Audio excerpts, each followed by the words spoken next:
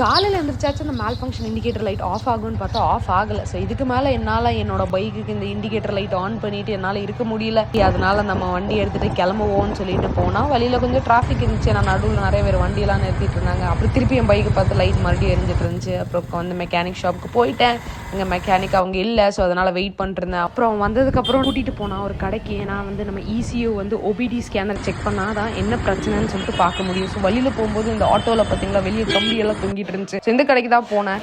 ஆனால் வந்து அந்த கடையில் அன்ஃபார்ச்சுனேட்லி நம்மளோட பைக் சிக்னல் கொடுக்கல. ஸோ அதனால அவங்க Yamaha ஷோரூம்க்கு நம்ம பைக் என்ன தூக்கிட்டு போக சொல்லிட்டாங்க. சரி, நான் Yamaha ஷோரூமில் உட்காந்து vlog எடுத்து விளாண்டுட்டு இருந்தேன். நம்ம பையனை வந்து சீரியஸாக செக் பண்ணிட்டு இருந்தாங்க. OBD ஸ்கேனர் வழியா நம்ம பையனை ECU கனெக்ட் பண்ணி என்ன பிரச்சனைன்னு பார்த்தா ஒரு பிரச்சனையும் கிடையாது. ஃபால்ஸ் எல்லாரும் முடிச்சிருக்கு. அப்போதான் ஒரு மன திருப்தியாக இருந்துச்சு. இல்லாட்டி இந்த கஷ்டத்தில் என்னால் ஒரு ரைடுக்கு போக முடியாது. எப்போ பார்த்தாலும் ஏதாச்சும் பிரச்சனையா இன்ஜின்லன்னு சொல்லிட்டு. ஸோ நம்ம பையன் ஒரு குளிச்சதுக்கு வேண்டி நம்மளுக்கு ஃபால்ஸ் வராம அடிச்சு அலும்பு பண்ணியிருக்கான்.